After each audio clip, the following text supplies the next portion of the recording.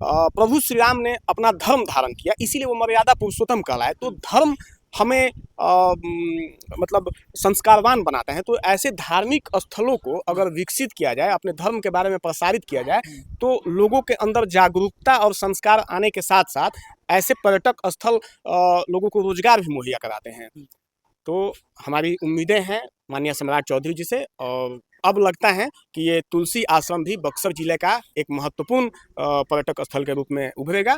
और ये पूरा क्षेत्र, इनफैक्ट मैं कहता हूँ, ये ब्रह्मपुर का जो पूरा क्षेत्र है वो आने वाले समय में एक मिसाल कायम होगा। गोकुल जलाशय हो, चाहे बाबा ब्रह्मेश्वर नाथ हो। नमस्कार, स्वागत है। आप देख रहे हैं बक्सर ऑनलाइन न्यूज और मैं हूं आपके साथ गुलशन सिंह। इस वक्त हम मौजूद हैं बक्सर जिले के ब्रह्मपुर प्रखंड क्षेत्र के अंतर्गत रघुनाथपुर स्थित प्रसिद्ध तुलसी आश्रम परिसर में। और यहाँ पर आप देखेंगे तो बहुत ही रमणीक स्थल है।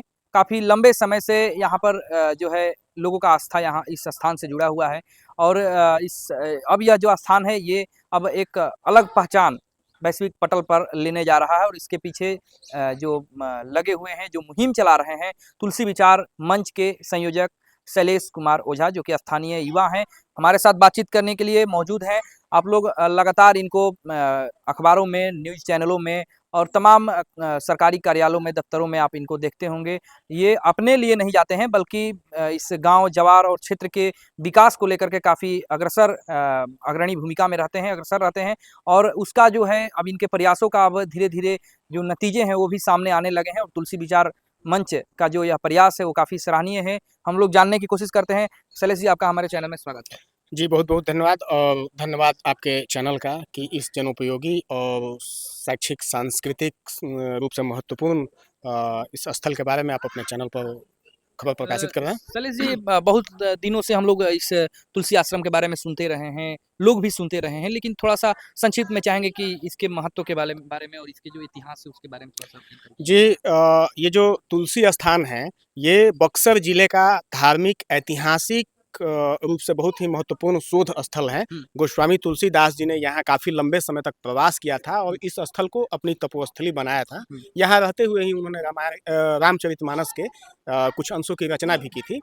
इसका सरकारी दस्तावेज में भी उल्लेख है। शाहाबाद गजेटियर 1966 के अध्याय 13 शिक्षा एवं संस्कृति पृष्ठ पर इस बात का स्पष्ट उल्लेख है कि गोस्वामी तुलसीदास जी रघुनाथपुर में निवास करते थे।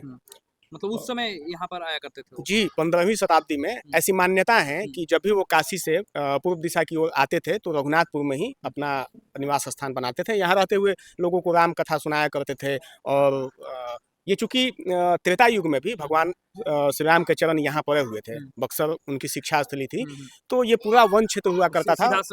ये सिद्धाश्रम का क्षेत्र हुआ करता था। प्रभु श्री राम के भी चरण कमल यहाँ पड़े थे, तभी गोस्वामी जी ने यहाँ अपना तपोस्थली बनाया था।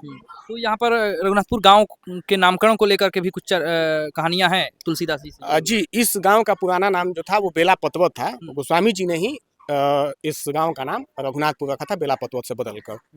और हम लोग काफ़ी समय से उनकी इस तपोस्थली को वैश्विक पटल पर पहचान दिलाने के लिए हम लोग प्रयासरत हैं।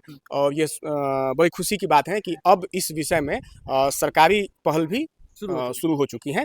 अभी पर्यटन विभाग के द्वारा भी जिलाधिकारी को पत्र लिखकर इस बारे में मंगाया गया था। हाँ, तो जिलाधिकारी ने अनुमंडलाधिकारी से इस विषय में मंतव्य, नक्शा, भू स्वामित्व वगैरह सब कुछ अपना उनको प्रतिवेदन देने के लिए बोला है। सरकारी स्तर पर हम लोगों का प्रयास है कि यहाँ तुलसी महोत्सव का भी आयोजन हो, ताकि गोस्वामी जैसे विश्वामित्र जी बिल्कुल बिल्कुल जैसे विश्वामित्र महोत्सव होता है, ताकि देखिए गोस्वामी तुलसीदास जी का मतलब जन जन पर बड़ा ही मतलब वो स्पष्ट प्रभाव रहा है। मर्यादा पुरुषोत्तम राम कहे जाते हैं। प्रभु श्री राम जो थे वो मर्यादा पुरुषोत्तम कहे जाते हैं, लेकिन उनको मर्यादा पुरुषोत्तम बनाया है विश्वामित्र जी ने। इससे पहले वो केवल राजकुमार राम थे। जब अयोध्या में थे वो राजकुमार राम थे। जब वो शिक्षा लेने यहाँ आए, विश्वामित्र जी ने उनको मर्यादा पुरुषोत्तम राम बनाया। और गोस्वामी तुलसीदास जी ने उस मर्यादा पुरुषोत्तम राम के चरित्र को जन जन तक पहुंचाया, क्योंकि रामायण जो है वो संस्कृत भाषा में था और ये रामचरितमानस जो है वो अवधी और भोजपुरी का मिला जुला उसमें वो है। तो जन जन तक उन्होंने पहुंचाया मर्यादा पुरुषोत्तम राम के चरित्र को। तो हम इसीलिए हम लोग प्रयासरत हैं कि गोस्वामी तुलसीदास जी से जुड़े इस स्थल को वैश्विक पहचान मिले, इसको रामायण सर्किट में शामिल किया जाए, पर्यटक स्थल बनाया जाए, धार्मिक पर्यटक स्थल के रूप में ये घोषित हो, ताकि यहाँ के मतलब लोगों को भी रोजगार वगैरह मिले। रोजगार मिले और इनको मतलब पहचान मिले इस स्थल को।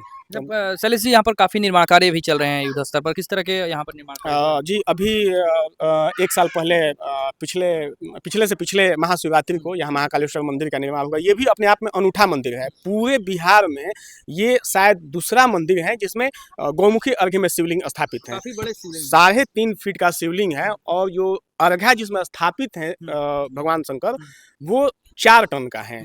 जयपुर से स्पेशल मतलब मंगवाया गया था। और जब से ये महाकालेश्वर मंदिर यहाँ बना है तब से धार्मिक गतिविधियाँ यहाँ बढ़ गई हैं। सावन में आपको वो सावन की शिवरात्रि में चारों शिवरात्रि पर यहाँ गंगा महाआरती का आयोजन होता है, मतलब जिसमें दूर दूर से लोग आते हैं। जो यहाँ पर तालाब है ये भी प्राचीन तालाब है? प्राचीन तालाब है, ये तो मतलब 15वीं शताब्दी का ही तालाब है। यहाँ पे 15वीं शताब्दी में ही पुराना राम जानकी मंदिर हुआ करता था और इसी राम जानकी मंदिर परिसर में गोस्वामी तुलसीदास जाकर कथा सुनाते थे। अब उस मंदिर का भी जीर्णोद्धार कार्य चल रहा है काफी दिनों से। और अच्छा, इतना डेवलपमेंट सब चल रहा है तो ये इसके पीछे क्या सरकार की कोई ये है क्या सहयोग अभी? अभी तक तो सरकारी सहयोग हमें प्राप्त नहीं हुआ है। जो भी हुआ है यहाँ स्थानीय लोगों के सहयोग से हुआ है, लेकिन अब सरकार ने इस दिशा में कदम बढ़ाए हैं और हम चाहते हैं कि यहाँ पे जैसे बाबा बरमेश्वर नाथ धाम को धार्मिक न्यास परिषद से जोड़कर उसका विकास किया गया, वैसे ही तुलसी आश्रम का भी विकास किया जाए। जिला प्रशासन के भी कई अधिकारी यहाँ पर पहुंचे हुए थे क्या जांच में? हाँ, उन्होंने जांच किया है और कई विभागों से पत्र जारी हुआ है। अभी जिलाधिकारी ने भी मार्च में पत्र जारी किया था।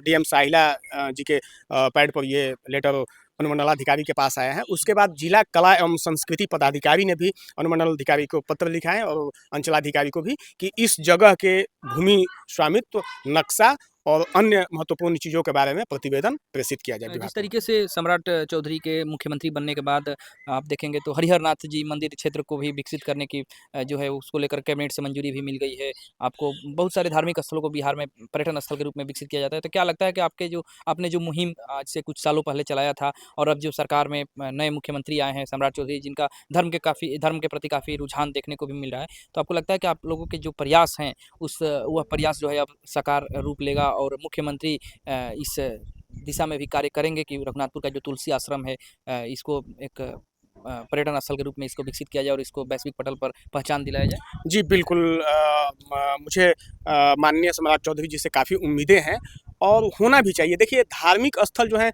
मतलब धर्म बहुत ज़रूरी चीज़ होता है।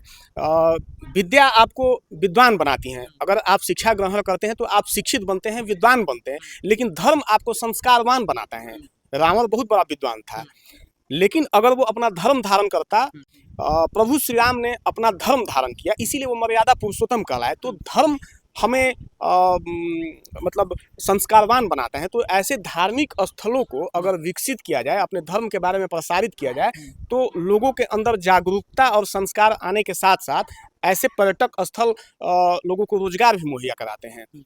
तो हमारी उम्मीदें हैं माननीय सम्राट चौधरी जी से और अब लगता है कि ये तुलसी आश्रम भी बक्सर जिले का एक महत्वपूर्ण पर्यटक स्थल के रूप में उभरेगा और ये पूरा क्षेत्र, इनफैक्ट मैं कहता हूँ, ये ब्रह्मपुर का जो पूरा क्षेत्र है वो आने वाले समय में एक मिसाल कायम होगा। गोकुल जलाशय हो, चाहे बाबा बरमेश्वर नाथ हो। बाबा बरमेश्वर नाथ मतलब पूरे भारत में बहुत प्रसिद्ध मतलब शिवलिंग है, मनकामेश्वर महादेव कहा जाता है। तो मेरी सम्राट चौधरी से ये विनती होगी, मेरा आग्रह होगा कि बाबा बरमेश्वर नाथ से तुलसी आश्रम तक धार्मिक कॉरिडोर की स्थापना की जाए, जिससे यहाँ के लोगों को रोजगार मिले, पर्यटन को बढ़ावा मिले।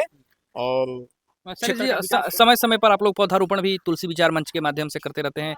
जो छोटे छोटे बच्चे हैं उनको भी आप लोग पर्यावरण से जुड़ने की दिशा में कार्य करते हैं। तो आगे की आप लोगों की योजनाएं क्या हैं और अब तक यहाँ पर आप लोगों ने क्या कुछ किया है तुलसी विचार मंच के माध्यम से? देखिए, आप यहाँ देखिएगा, तुलसी आश्रम ऐसी जगह है जिसमें मतलब मुझे आपसे पूछना पड़ेगा कि कौन सा ऐसा पौधा है जो यहाँ नहीं है। आप यहाँ देखिएगा, बहुतायत में आपको पीपल मिलेगा, बरगद मिलेगा, पाकर मिलेगा, गुलर का पौधा है, यहाँ बहेड़ा का पौधा है जो आपको बक्सर जिला में कहीं कहीं दिखेगा। जो विलुप्त होती प्रजातियां हैं पौधों की। यहाँ पर रुद्राक्ष है और अभी हम लोगों ने नेपाल से कल्प वृक्ष मंगवाया है, जो कि सावन में हम लोग यहाँ कल्प वृक्ष लगाएंगे, जो कि अपने आप में एक अनूठा होगा कि बक्सर जिले में एक कल्प वृक्ष भी होगा। तो हमारी ये कोशिश रहती है और कोशिश ये रहती है कि जो भविष्य है, मतलब हमारे भविष्य बच्चे हैं, भविष्य के द्वारा भविष्य का निर्माण, बच्चों में पौधारोपण और पर्यावरण संरक्षण के प्रति जागरूकता लाना है।